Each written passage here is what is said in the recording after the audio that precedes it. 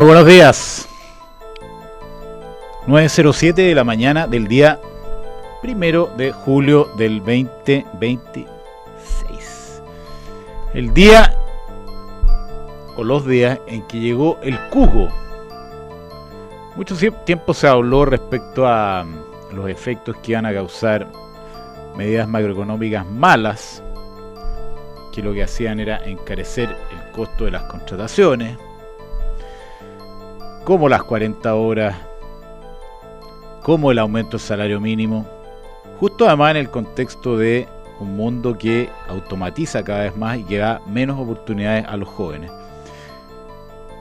Los críticos de esas medidas fueron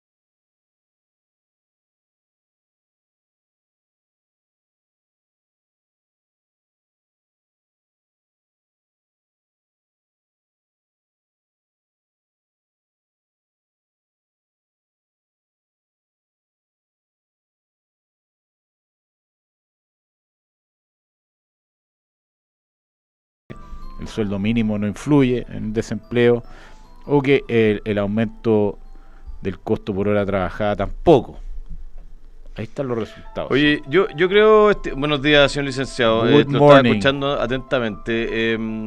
Dentro de los cambios estructurales que son más necesarios y a esta altura se están transformando en medio urgentes, tenemos que empezar a hablar de la flexibilización del mercado laboral chileno. Porque todos los temas que tú mencionaste, que cada uno por sí solo, tú dices, claro, el efecto es acotado, pero cuando se suman, y hay un efecto compuesto importante. ¿Y cuál es el efecto compuesto? Terminamos con un mercado laboral mucho más rígido, donde contratar es mucho más caro, donde despedir es mucho más difícil, y por lo tanto se torna un mercado donde la creación de nuevos empleos, la circulación de las personas en el mercado del trabajo se torna más difícil, ¿ya? Hoy día hay una portada del diario Mercurio bastante gráfica, donde dice que hay 100.000 personas, especialmente jóvenes, que no pueden encontrar su primer empleo. Y algunos hablan, no, es que la inteligencia artificial. Ojalá fuera el problema la inteligencia artificial, digo, porque estaríamos hablando de otras cosas. Yo creo que el principal problema nuestro para hoy día es que las empresas se lo están pensando un poco más en el margen antes de contratar gente, y eso provoca que, de nuevo, en el margen, las decisiones de contratación se posterguen, se disminuyan las cantidades. Todos conocemos el caso de algún amigo, sobrino, primo, alguien que una persona que está buscando hace rato, que es una persona que todos consideramos capaz y talentosa, que tiene muchas ganas de trabajar y que no ha encontrado su pega, o que le dijeron hace poco que no va más, y bueno. Entonces el drama de la flexibilidad laboral no es una cosa teórica, tiene cara, tiene nombre, tiene el rostro de familia, probablemente rostro de mujer en nuestro país y rostro de mujer joven. Sabemos además que las mujeres tienen una y esto está mal, digamos, que lamentablemente se hacen cargo más de las familias en proporción a lo que deberían, y enhorabuena por ellas. Soy muy admirador de esa pega, pero no podemos cargarle la mano como sociedad y además no darles la posibilidad de que consigan empleo, empleo para sostener las propias familias. Entonces este es un drama que se torna un drama familiar, un drama de personas que no tienen oportunidades para surgir. Entonces la flexibilidad laboral no es una cosa como de libro, así como tú decías, de un paper económico que habla de las elasticidades del empleo, del mercado del trabajo, sino que tiene que ver con las oportunidades de personas para salir adelante. Yo creo que se tiene que producir un debate en serio sobre cómo miramos para adelante en términos del mercado laboral. Me parece que el tema, como por ejemplo en la indemnización a todo evento, es algo que tenemos que abordar. Y luego... ¿Qué no explicáis eso? Que siempre tú has sido bien hincha y ahora como se puso de moda. Entonces aprovecha tu minuto de fama. No es lo único, pero la indemnización a todo evento es básicamente cambiar el sistema de que tienen los trabajadores cuando son despedidos.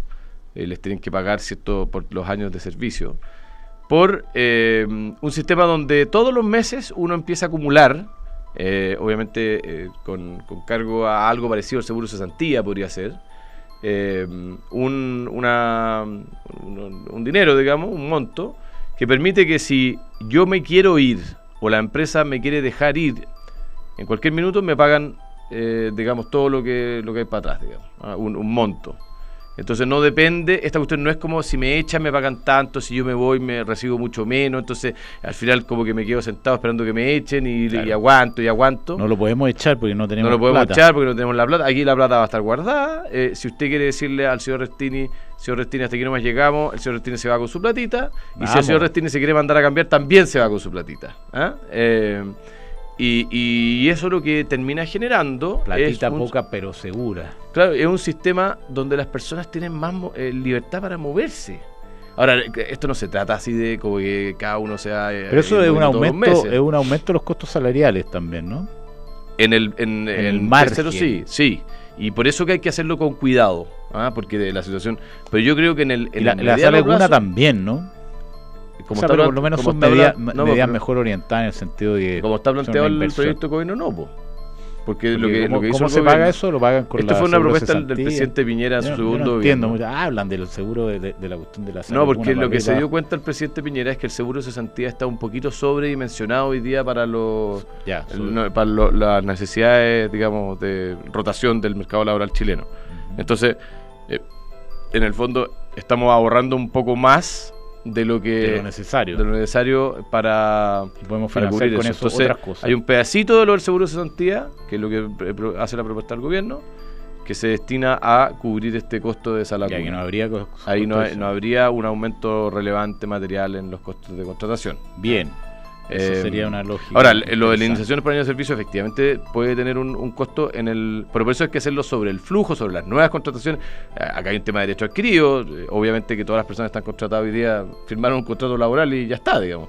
El punto es sobre las nuevas contrataciones y ir haciendo un proceso de transición para que vayamos teniendo un sistema más libre, más flexible y con mejores oportunidades laborales. Si al final lo que nosotros queremos, esto es lo que a mí me apasiona este tema, Gonzalo, que no, se te veo. En algún minuto este país tuvo tasa de desempleo del 4%, 4,5%, 5%, que significa que hay muchas menos personas que sufren todos los días para conseguir una oportunidad para sus familias. Hay muchas más personas que tienen la posibilidad de pensar en una casa mejor, en algo mejor para sus niños, etcétera, digamos. Porque al final del día los trabajos, y especialmente los trabajos formales, buenos, con todos los sistemas de seguridad social, lo que hacen es eso, generar mejores oportunidades para las personas. Así es. Oye, el IMASEC 09 se esperaba... Espérate, déjame hacer un cambio de música. Moncho, por favor, que estoy más aburrido. Pusimos... No, ¿qué? ¿Está la Alexi? Oye, que pongamos all over the World de Elo, porque esta era Tubular Bells de Mike Oldfield. Tú sabes que un paréntesis musical para salir. Son buenas estas ideas, pero cuesta energizar. Mike Oldfield es la película del Exorcista. Por eso la pusimos, haciendo referencia al cuco.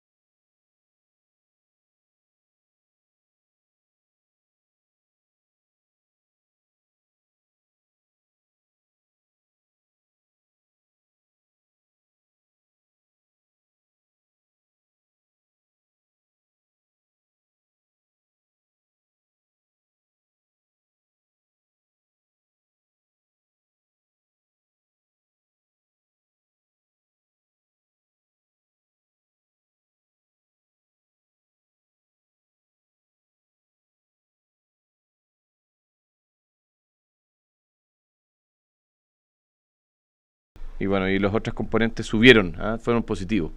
Entonces al final del día el titular de la explicación es que el comercio anduvo bien, sí.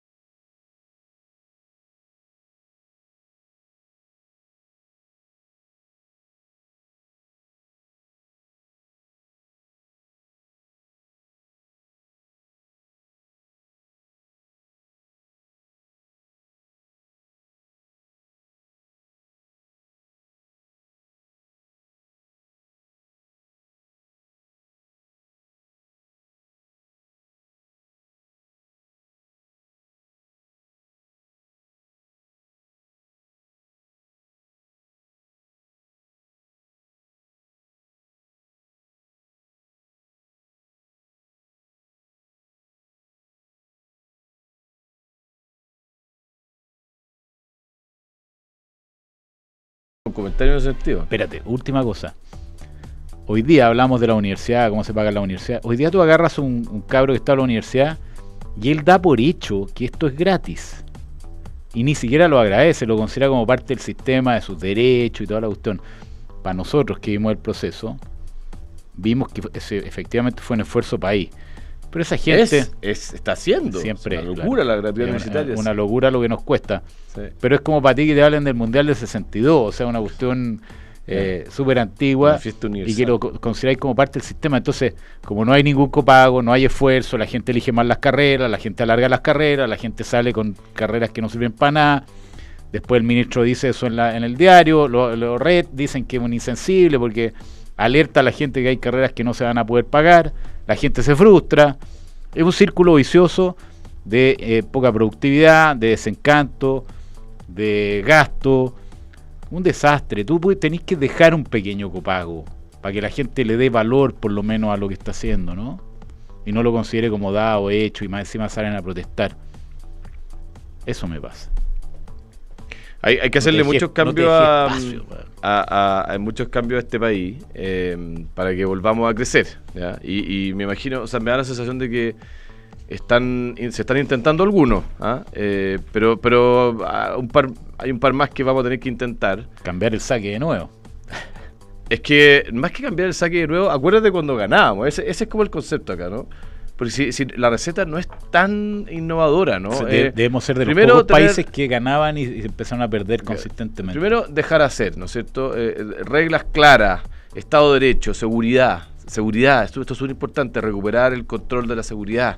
Este país era bueno, es todavía. Pero era súper seguro. Yo siempre, me sentía seguro en Santiago en todos lados, invulnerable. Claro, yo me acuerdo que tenía un amigo colombiano que me decía, yo no puedo creer que en este país los presidentes puedan salir caminando la moneda a comprar en el kiosco de la esquina y básicamente no pasaba nada, digamos. O el fin de semana ir a no sé, tomarse un café. El presidente Boric lo hacía, iba a un restaurante y eso está perfecto. Ojalá siga siendo así. ¿No? Así con la boca. No se puede hacer eso. No se puede taparse la boca. Viste, ayer en Cabié lo echaron. Sí, pues. Oye, buena cosa, encuentro. Espérate, pues. Entonces, seguridad, Estado de Derecho, reglas claras, dejar hacer. Y yo creo que en ese sentido este gobierno está poniendo el énfasis bien en el sentido de que el Estado tiene que estar para permitir que las cosas pasen, no para empezar a tomar control de las cosas. Al menos esa es mi visión. Y hay dos cosas que yo creo que el tema laboral, tú lo mencionaste al principio, está pendiente. Yo creo que hoy día se está transformando en un tema relevante en nuestro país, que te empieza a perder competitividad frente a socios o partners internacionales. Yo creo que también hay un tema de mercado de capitales, que hay, o sea, todavía podemos volver a ser la Suiza de Latinoamérica, en el sentido de que la gente venga para acá a pedir servicios financieros. Ojalá. Por ejemplo, permisología. Conversaba este fin de semana con una persona sobre el tema de permisología, que uno habla como los grandes titulares, ¿no? El proyecto Quimano Aguirre, que ayer se destrabó en el Comité de Ministros, gracias a Dios. El proyecto Quimano Aguirre, ¿cuántos años lleva? O sea, debe llevar, no sé. Como de la época de cuando llegaron los indios con los españoles. Es como el proyecto Dominga, así que una cosa que uno no puede creer la cantidad de vueltas que ha tenido. Dinamita Show. Bueno, pero el problema, Gonzalo, y con esto termino. Sí, terminemos. Porque es que la burocracia, pero la burocracia en el sentido malo, porque la burocracia en el sentido bueno no es mala. La burocracia está bien que exista. Servidores públicos. Claro. Pero los burócratas aprovechadores, con desidia, sin vocación real por el servicio público, le hacen muy mal a las sociedades. Y el problema que tenemos, y esto es lo que creo que hay que atacar también, es que está enquistada en los mandos medios y a todo nivel, sistema municipal. Bueno, también hay un problema de incentivo. Pásame las menciones para poder... Está como nervioso ya. Yo estoy muy tranquilo. 9:27. Hoy día estoy muy tranquilo. Sí, bien. No, me gusta, pero no quiero que pierdas tu energía juvenil. No, yo estoy muy tranquilo nomás. Oye, Warren, hay que hacer una mención honrosa. ¿Por qué hizo Warren ahora? Porque el otro día vino realmente enfermo, o sea, vino con fiebre acá. Sí, escuché eso. Y mi señora me dijo, me emocioné con Warren. Es un héroe. Está bueno para el Alexis el Moncho, mira. Está bueno. Oye, hoy día juega Inglaterra. Raspa. Bien Warren. Inglaterra-Congo a las 12, Bélgica-Senegal a las 4 y Estados Unidos-Bosnia a las 8. Bosnia. Yo sé que tú no estás tan mundializado. No, estoy total y absolutamente mundializado. O sea, ¿Viste a México ayer o no? Hasta el último. Y Holanda... ¿Y es verdad que tú estás de acuerdo con Bielsa y como que te gusta Bielsa? No. ¿No te gusta o sí te gusta? No, creo que tiene méritos. ¿Y cómo supiste eso? Alguien me lo comentó. No, que ahí lo que pasa es que hay gente que es como binario, así, 0-1. Yo creo que las cosas tienen... Bielsa será un jodido, revienta los equipos. De ahí no ha tenido grandes éxitos, pero decir que es un desastre completo... No, con Uruguay fue un desastre. Sí, con Uruguay fue un desastre. Es parte del assessment. A mí no me gusta la pose, la pose esta del a mí tampoco. Cooler y a mí tampoco, pero sí creo que el caso de la selección chilena hubo un antes y un después de Bielsa. Clavito Godoy, dicen algunos, que fue el real artífice de esa generación. Lo formó en las juveniles. No fue Clavito Godoy. No, sí, Moncho, estamos muy tranquilos hoy día. Moncho, calmo. A mí me dijeron que tenía que venir calmado. La solidez de Random, Manager y Flexan evoluciona hacia una nueva era. Nace Ramaflex, el ecosistema de RP en la nube que potencia la gestión estratégica con inteligencia artificial. Descubre más en ramaflex.cl. Independencia, un gran equipo de gente extraordinario que lleva más de 30 años invirtiendo en activos de renta inmobiliaria para darles dividendos trimestrales a sus aportantes. Búsquelos, Independencia Rentas Inmobiliarias. Descubre el nuevo centro del vino Concha y Toro en Pirque, a solo 45 minutos Santiago. Un lugar imperdible donde la historia, el arte, la gastronomía y los grandes vinos se encuentran una experiencia inmersiva única. Es un gran museo que está hecho por mi amigo y su equipo, el Pelado Moro, que es un museo, estoy hablando desde nivel europeo, así de top, los mejores museos del mundo. Vayan a verlo y van a tener una experiencia extraordinaria. Y Falcom, la gente de Falcom es un grupo de gente realmente experimentada, que conoce muy bien el mercado de capitales en todo el mundo y que por eso fue reconocida este año con los premios más relevantes del mundo. Pues se ganaron los Euromoney Private Banking Awards como la mejor empresa independiente de gestión patrimonial de Chile. Este reconocimiento se suma a otros y reafirma su compromiso por una asesoría independiente enfocada en proteger y hacer crecer su patrimonio. Falcom Asset Management. Coihue conecta Latinoamérica y el mundo mediante pagos cross-border rápido y seguro Su tecnología basada en stablecoins permite gestionar tesorería, cobrar y pagar clientes y proveedores internacionales al instante. Coihue, inteligencia financiera que impulsa negocios. Y en BCI se enorgullecen porque volvieron a ser reconocidos los premios Salmón por el desempeño de 4 de sus fondos mutuos, un resultado que refleja la consistencia y años de experiencia en inversiones. Invierte hoy junto a BCI. José Zulantay fue el que agarró esa selección sub-20. Yo me acuerdo de haber visto esa final. Yo creo que ya venían de Clavito Godoy, ¿no? Nada que ver. Clavito Godoy, creo que no. ¿No? José Zulantay, el negro. Ahora, yo el otro día vi el partido, así repitiendo, el de Chile-España, ¿lo Mundial viste? 2014. Qué extraordinario, ¿no? Es que esa selección era una potencia. Era extraordinaria. Era realmente extraordinaria. David Bravo, economista, académico de la Universidad Católica, director del Centro de Encuestas y Estudios Longitudinales de la Universidad Católica. Vamos a hablar del alicaído estado de la economía nacional, incluyendo su desempleo. David, un verdadero emblema de los temas de empleo en Chile, y que sabe mucho de este tema. ¿Qué te parece el desempleo que tuvimos ayer, casi en 10%, y este IMASEC, David? ¿Cómo te va? Hola, ¿qué tal? Gonzalo. Bueno, las cifras reflejan bastante lo que es el estado del mercado laboral. Lamentablemente no desde ahora, sino que en realidad hemos hablado tantas veces en estos últimos años, y lo que está ocurriendo ahora es algo que yo pensé que iba a ocurrir antes, digamos, que básicamente se iba a empezar a recuperar la tasa de participación laboral, la búsqueda de trabajo, ¿no?, de las personas. Y cuando eso fuera a ocurrir, la tasa de desempleo iba a saltar, digamos, y nos iba a mostrar su real nivel de deterioro en el mercado laboral. Recordemos que en Chile tuvimos en la pandemia esa caída de 2 millones de personas, ¿cierto? Uh-huh. Si tú tomas 2 millones de personas y al día siguiente esas personas salen a trabajar, tienes un 35% de desocupación, y tuvimos solamente 13%. La razón por la cual nos saltó al 35% es porque la gente, obviamente, en el contexto de las cuarentenas y todo eso, estaba confundida, digamos, en el tema, ¿no? Bueno, eso se nos quedó pegado un poco, pero es la razón por la cual el indicador de desempleo ahora está dando fuerte. Bueno, ya lleva en realidad bastante tiempo, lleva más de 40 meses, pero de todas maneras, y se demoró un poco, pero estamos en ese problema hace ya harto tiempo. Y obviamente, como sabemos, ya lamentablemente con el dato que tuvimos hoy día, 5 meses seguidos, digamos, de IMASEC negativo, y bueno, eso le está adicionando problemas, ¿no?, al mercado laboral, que depende de manera crucial siempre de la actividad económica. Depende de la actividad económica ha estado cayendo.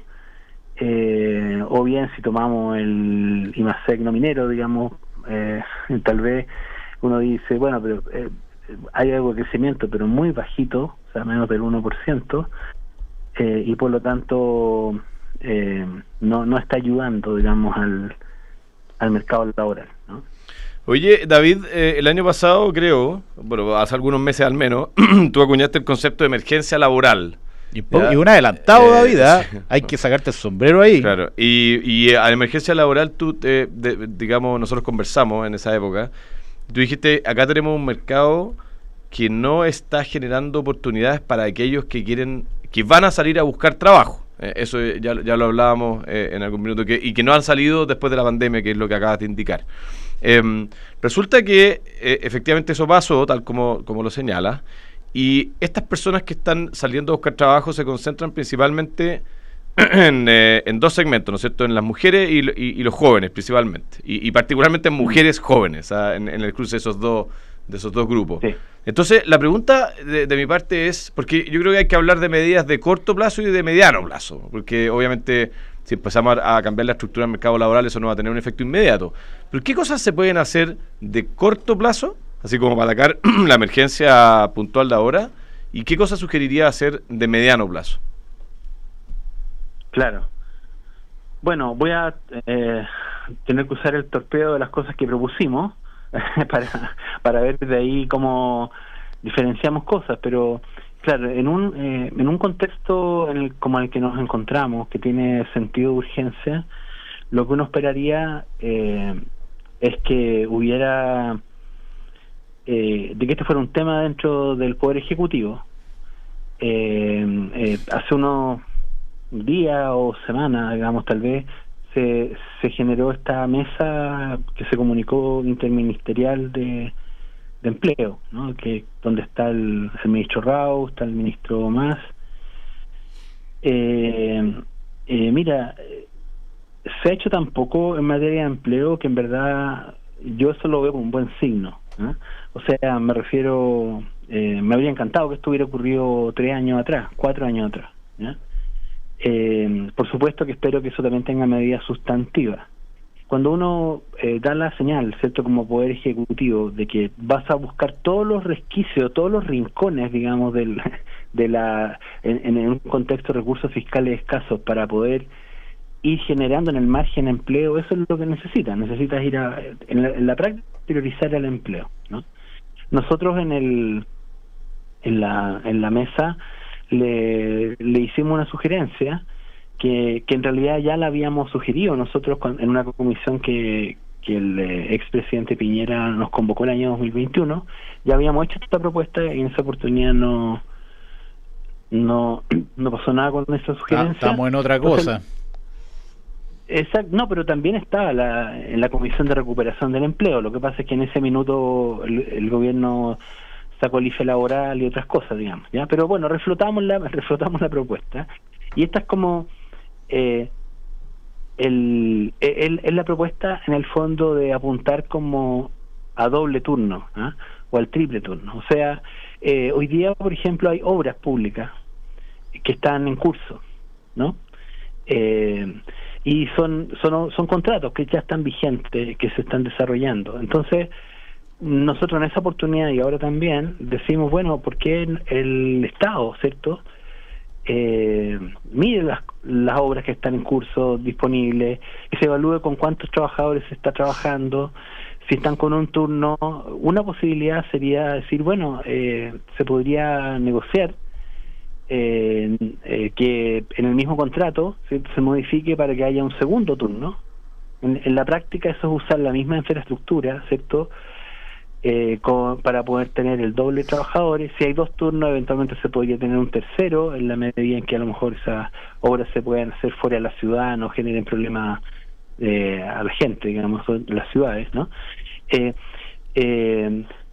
Y eventualmente puede tener un costo, digamos, pero el costo es relativamente marginal, es un adelanto incluso de obras públicas.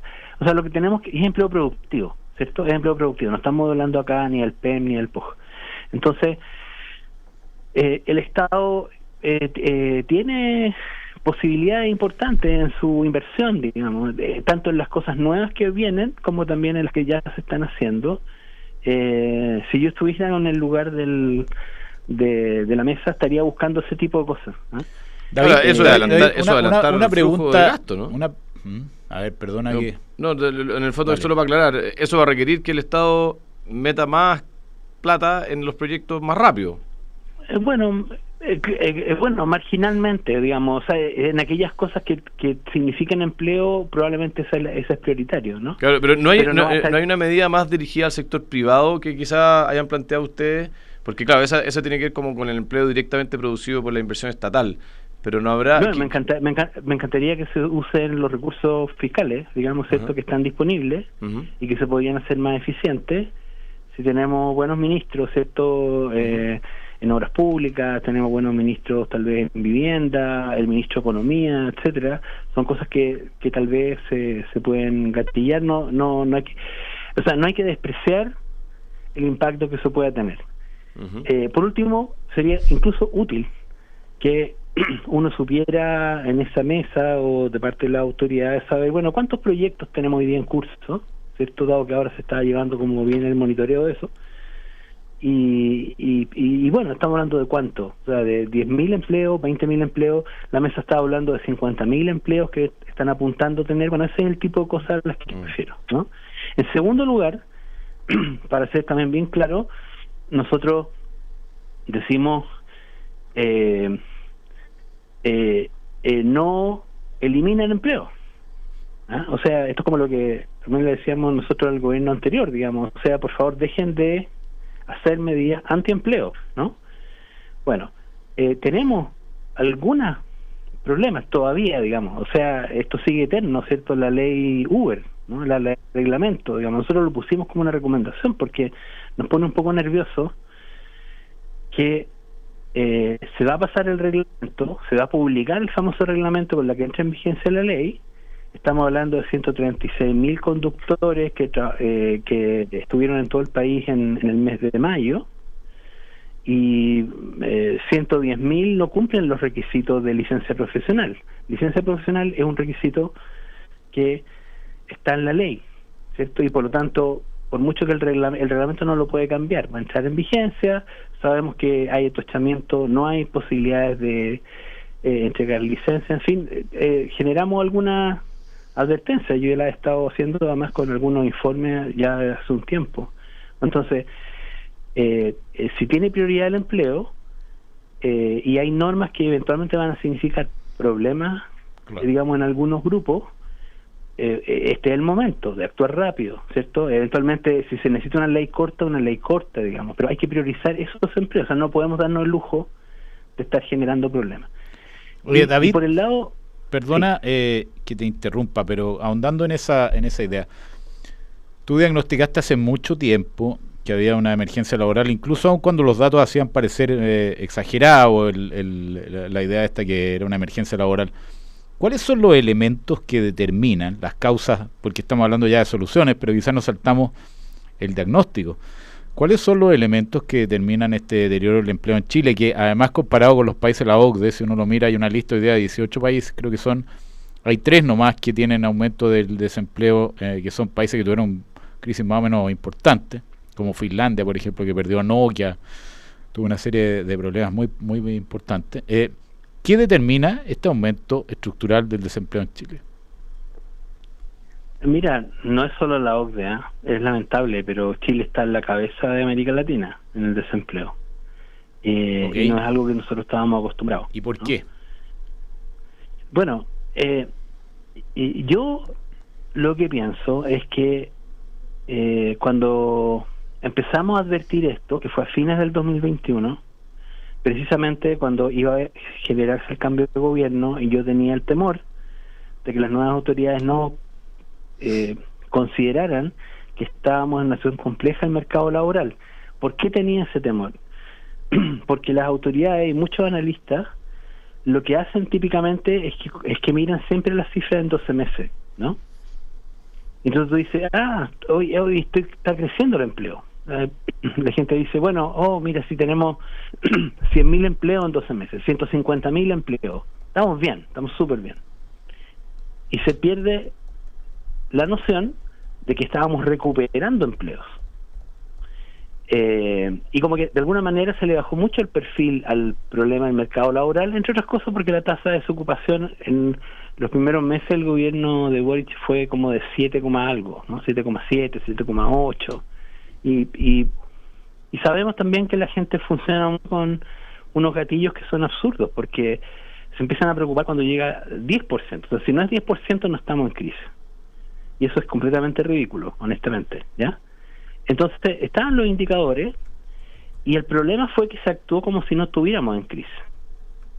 Y entonces el problema que teníamos en ese minuto, que podría haberse enfrentado, digamos, con muchas más herramientas, si se hubiera priorizado el empleo, y hubiéramos al mismo tiempo advertido que como estábamos en una situación compleja, no era prudente, por ejemplo, adelantar la promesa de campaña del presidente Boris de 250.000 pesos por el salario mínimo a fin del gobierno. Bueno, el gobierno la adelantó, ¿cierto? Y empezó a generar estos tipos de problemas con alza de costos, que en la práctica yo pienso que nos tiene hoy día tal como estamos. O sea, agravó el problema. Y estos son problemas que son difíciles después de una vez que se empiezan a generar. Esto ya te empezó a generar problemas en las microempresas, en las empresas pequeñas, que son los grupos de empresas que tienen mayor rezago en el empleo. Las empresas medianas y las grandes están con un poco más de empleo que antes de la pandemia, pero ¿dónde está el grueso? Está en el 90% de las empresas que son micros y pequeñas. Ahí están los problemas, ¿no? Entonces, esto es como la historia de cómo uno puede agravar un problema por no haberlo atendido a tiempo.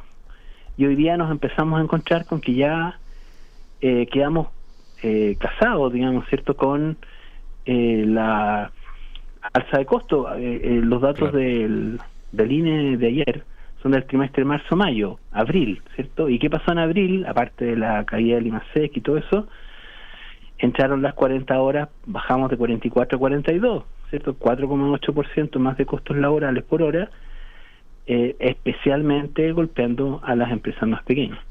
Es como recomendarle una dieta de grasa y azúcar a un enfermo del corazón. David Bravo, muchísimas gracias. Muchas gracias, David. Analizando que esté muy bien. La situación económica del país y del empleo, en particular economista académico de la Universidad Católica y director del Centro de Encuestas y Estudios Longitudinales de la UC. Muchachos, les cuento que PwC es confianza, liderazgo, experiencia. Conoce todos los servicios de PwC en consultoría empresarial, asesoría legal y tributaria y auditoría. Su equipo apoya a los clientes en procesos complejos, impulsando resultados. Mucho más en pwc.cl. Y Cocha, en Cocha Corporate tienen la fórmula para que tu empresa pague siempre el mejor precio en cada viaje, combinando tecnología, datos y asesoría experta. Miles de empresas ya confían en ellos. Contáctalos ingresando a cocha.com/corporate. Y Mora Technology.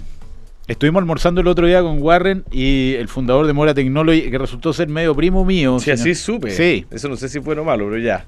Yo creo que es la parte no tan buena que tiene, porque es un tipo muy exitoso, con una historia, la verdad que apasionante. Estuvo el otro día acá, entiendo, contando algo. Y muy, muy interesante. Le mandé la historia de la familia Calvo, por la que somos parientes, que mi papá hizo una investigación muy exhaustiva de cómo llegaron a Chile, etcétera, a la zona de Valdivia, Pijuinco, zona de los lagos.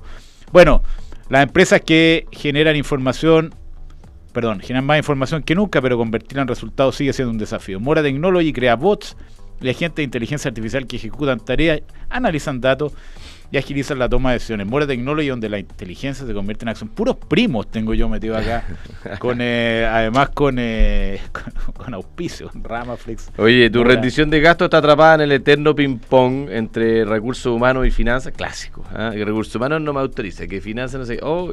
Corta la burocracia de raíz y conecta todo tu equipo en una sola plataforma. Eso. Usa Book.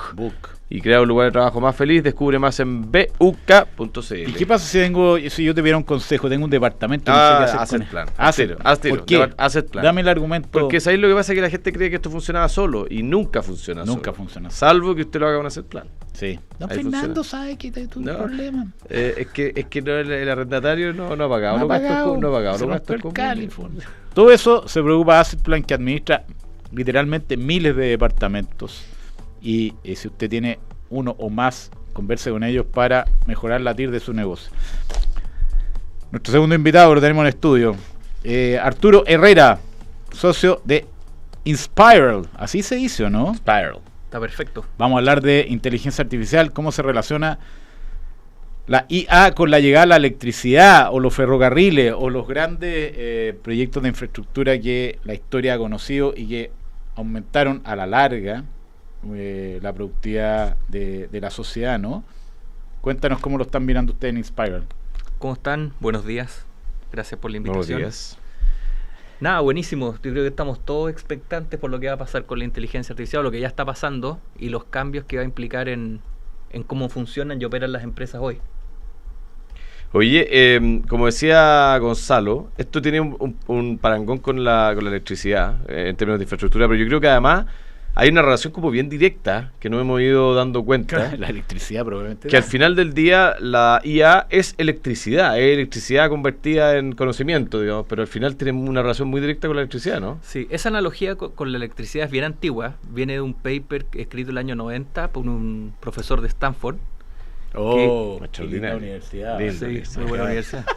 ¿No habrá sido el señor Zavala? No fue el señor Zavala. No, él no es. Zavala, fue el señor David. No sabían escribir. David, pero yo creo que él era el ayudante. Pues claro. de David, ¿ah? Sí. El que hizo la pega, el otro puso la pura firma. No, nada. El año 90 yo creo que Imposible. está en el colegio. No, no había nacido. No sabían escribir. Bueno, y en ese paper se llama El Dínamo y el computador. ¿Ya? Y es el primero que dio esta analogía de cuando apareció la electricidad ahí por los años 20, las primeras compañías que la adoptaron tuvieron cambios incrementales en su productividad, porque lo que hicieron fue cambiar el motor solamente.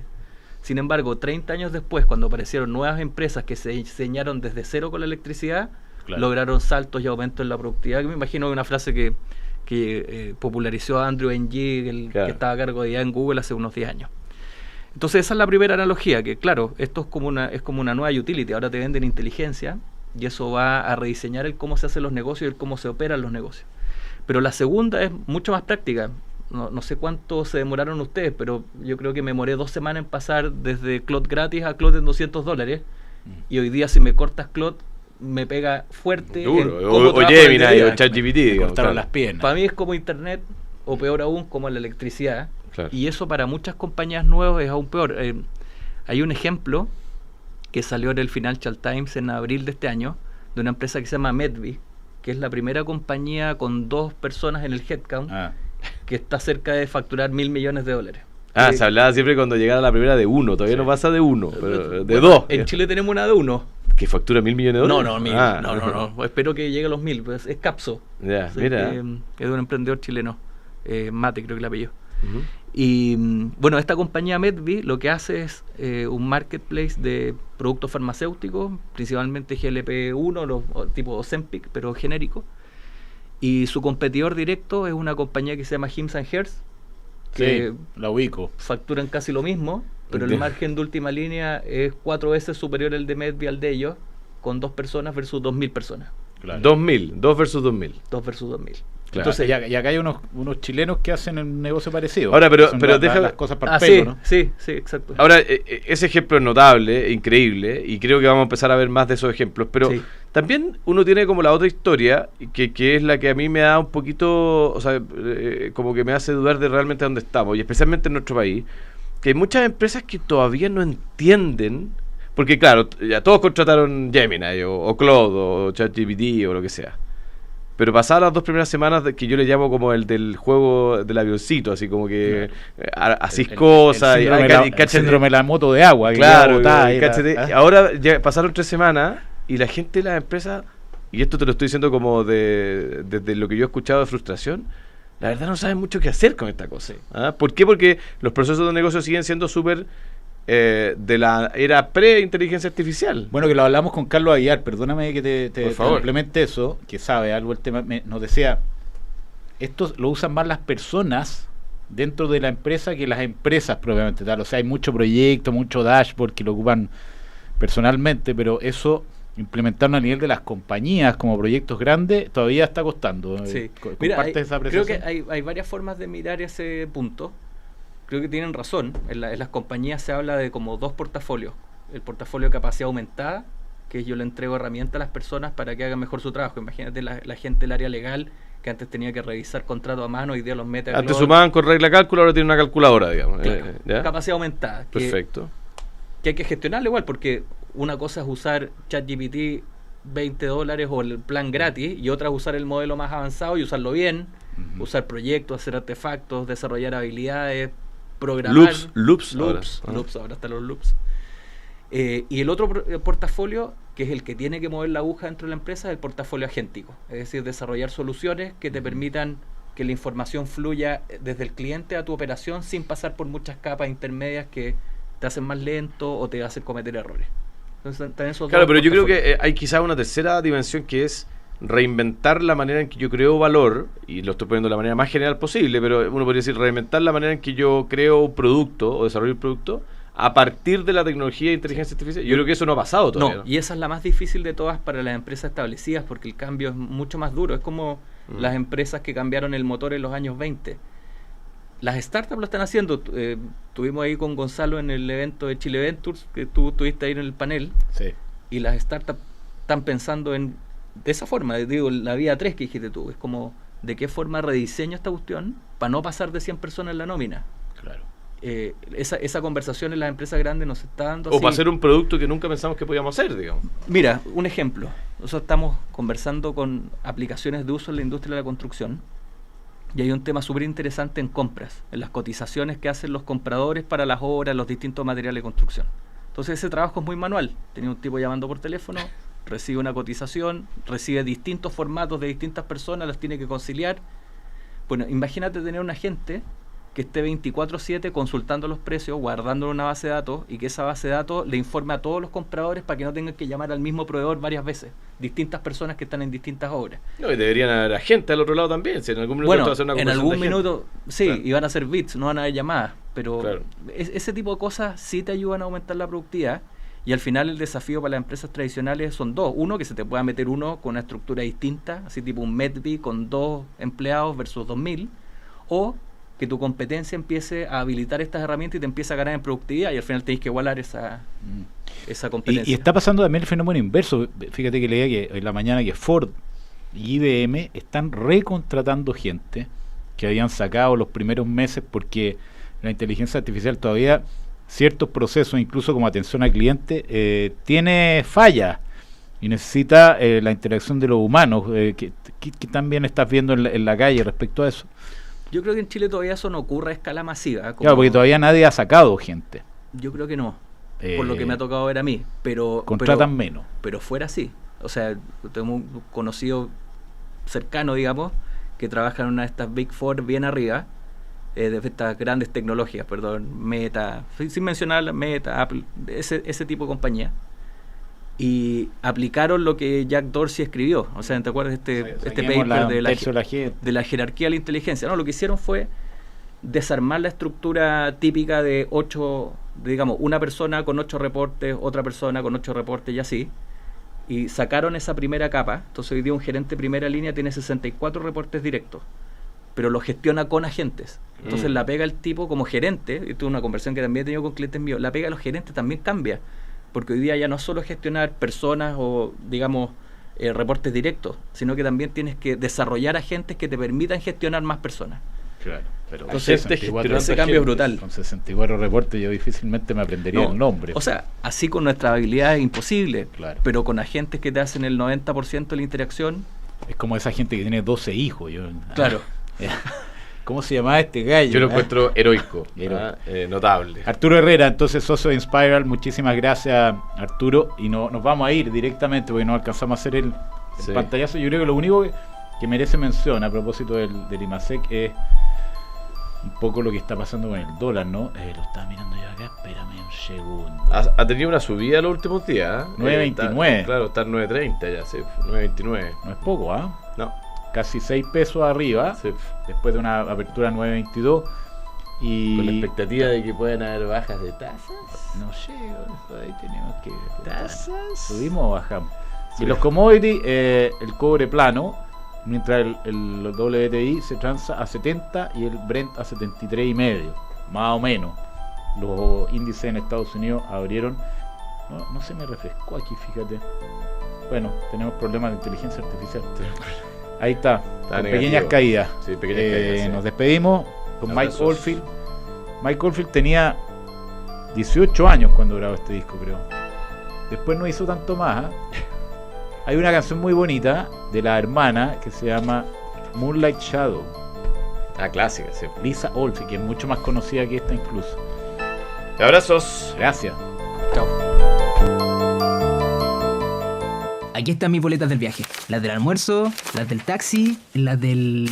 No sé, creo que perdí una. Suele pasar. Mándamelas cuando las encuentres, que el cierre es mañana. Hay cosas que nadie debería seguir haciendo en 2026, como perseguir boletas. Con Book, tu gente y tus finanzas están conectadas de verdad. Con nuestra plataforma integral, tu equipo rinde sus gastos fácil y rápido desde cualquier dispositivo. Y finanzas los recibe ordenados y a tiempo, sin papeles, sin correos, sin drama. Book, la única plataforma donde cuidas a tu gente y también tus finanzas. Book, crea un lugar de trabajo más feliz. Descubre más en BUK.cl.